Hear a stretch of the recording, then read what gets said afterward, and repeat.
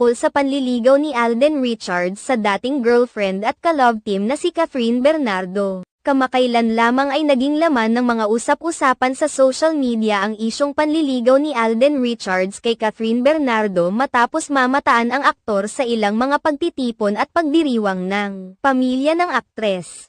Unang namataan magkasama sina Alden Richards at Catherine Bernardo matapos ang hiwalayan ng aktres kay Daniel Padilla noong ipinagdiriwang nito ang kanyang kaarawan sa El Nido, Palawan. Kumalat pa noon ang video kung saan inalayan ng kanta ni Alden si Catherine Bernardo na hindi naman umano nito kadalasang ginagawa.